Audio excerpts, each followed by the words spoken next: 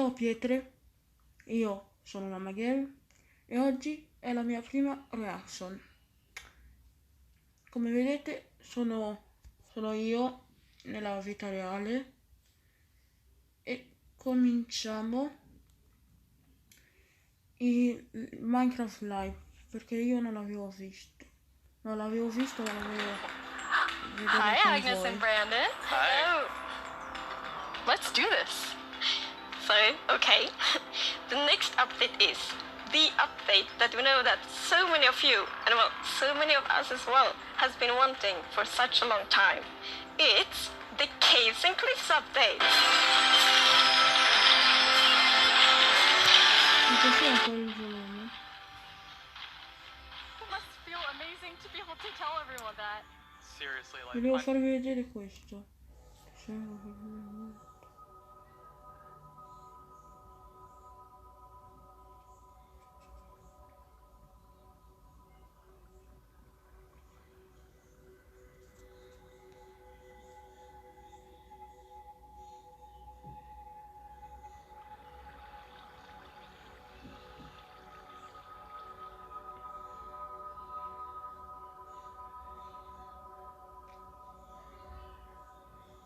Wow, davvero bello. So beautiful. It doesn't feel cave-like.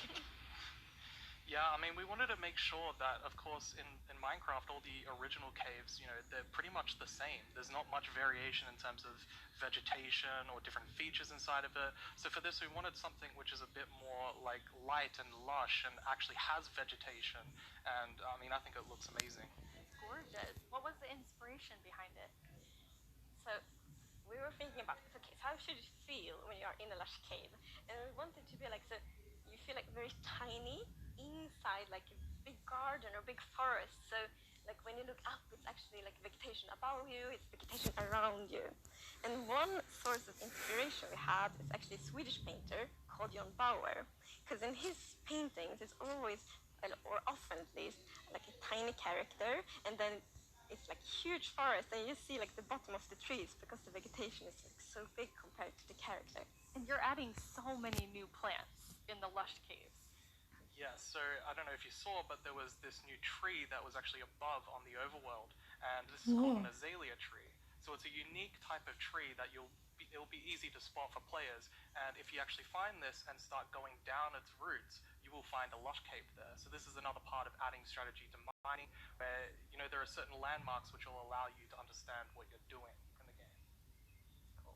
And another one of the new blocks is a block called Spore Blossom. And it's that, you maybe saw it in the video, it's a big pink flower. And another plant we actually have is the driplet. You've also worked on improving the cave generation. Yes. I caverne sono molto più grandi. Here, I mean, this is drastically different to what caves used to look like. And there's definitely still the old style of caves, but we wanted to make sure that there was much more variety in the sort of caves, and the shapes and the sizes you can get. And even here, you can see that there's some water underground. Yes. So we actually added something we call local water levels. So in one cave you might find like a cave lake, and another cave might not have that one. And this also means that we get naturally generated waterfalls, which is so pretty. And it also kind of gives like new ways to traverse the underground. You can actually go cave rafting. Yeah, so you'll see in a bit that our player here will actually use a boat to raft. And that is just such an exciting opportunity to be able to traverse the caves in a very different way than you used to. Yeah, we were playtesting, sono molto più grandi. C'è pure l'erba. Look at this, is so fun, and all of us just started to go with the boat on the waterfall. It was a lot of fun. So another thing to note here is that you can see that a lot of the ores were actually glowing. This is just for preview purposes. Ores aren't going to glow now. It's just that the caves tend to be quite dark, and we want to make sure that players can see the shapes of the cave. Now, will that only be for example, a lush cave? Yeah, so we have the dripstone caves biome, and whenever I think about the idea of a cave update, the image of stalagmites and stalactites comes into my head. Oh, ci sono le But stalattiti. adding these are pretty difficult. Le It's a very unique non mi shape ricordo that più i nomi. Minecraft isn't really accustomed to. But I think the way that the artist put it into Minecraft works quite well. And of course, there's some mechanics surrounding this. So you can see that someone destroyed the block up the top, and so the dripstone fell down. And also, unfortunately for this zombie here, if you fall on these dripstones, you will get hurt. Poor zombie. There's another interesting mechanic in the dripstone caves. Yes, so maybe you saw in the video that, like, from the stalactites, you could see that it was like dripping water. So actually, if you put the cauldron under a stalactite, it will fill up with water. So it's renewable water. And how do you remember which is stalactites and stalagmites? Well, that's a very good question. It has been very tricky to remember that, but I think I learned. So we actually, it's hold on tight to stalactite. I was going to say the wrong one. So stalactite is in the roof, or sort of redstone engine. Aspetta, la redstone wireless. But here I've actually put a wall Sono block wireless between the piston, which prevents la the signal redstone. from going to the sculk sensor. Guardate, ha preso la leva e anche se non è collegata al resto va da sola. Io non so usare la redstone, vuol dire che quelli lì che fanno la redstone saranno molto contenti. Another thing, we had a bit of a happy accident with this because we realized that we get wireless redstone thanks to the sculk sensor. Guardate, è bellissimo. And we didn't even plan to add it, but then when we started playtesting, we're like, wait, we got wireless redstone, and that's so exciting. And well, you can just build so many cool things with that. It'll be exciting to see what the community will build. Yeah, you're really looking for community feedback to make sure this feels great for everyone. And this is a very to design a mob like this.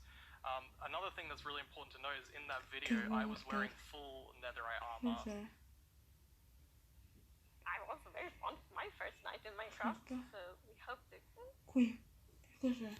Che cosa faranno vedere ancora? So it can't see anything, so it's the first blind mob in Minecraft. No, and that's very interesting because it gives such interesting mechanics. So instead, it will react to vibrations, just like the sculk sensor block. So if you aren't very careful when you walk around in the deep dark, you might upset that mob. Yeah, with this mob we really wanted to make sure that we kind of recaptured that feeling of the first night of Minecraft. And we can often forget that Minecraft can be a pretty scary game. So we wanted to make sure that we can kind of go back to that. I mean, caves can be scary, they're dark. And all I'm going to say is that when you go into the deep dark, I want to make sure that you're very quiet and watch closely for the warden.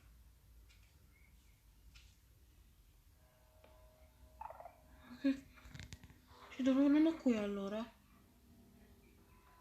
Warden.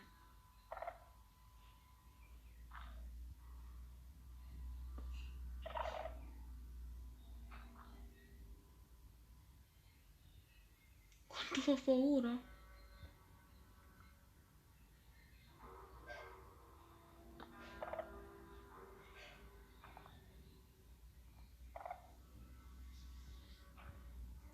Ci sono le nuove cose,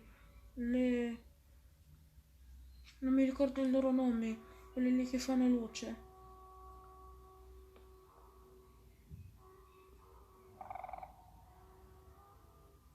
Fa davvero paura comunque.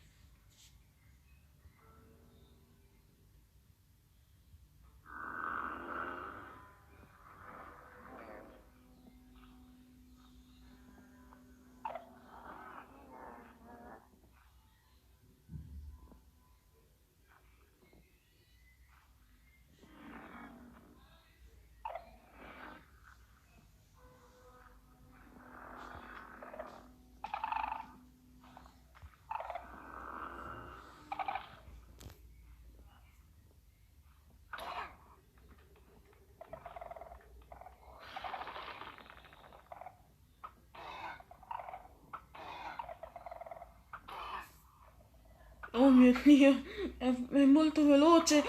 Oh mio Dio. Aiuto, aiuto, scappa, scappa. Quanti cuori ha fatto? Quanto danno ha fatto?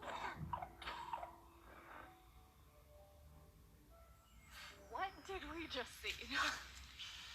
Very different mob. I'm really excited for davvero this forte because comunque. not only is it trying to be scary, it's, you know, we Io have to keep a avanti. balance to it. It was I was home, glued to the stream, just Ma We comunque. didn't want to take away from the scariness, but we felt let's add some derpiness to it. This is like a mix. Ma comunque ci vediamo un nuovo episodio. Farò una seconda parte perché è tanto lungo. E dalla lamagamer, ciao!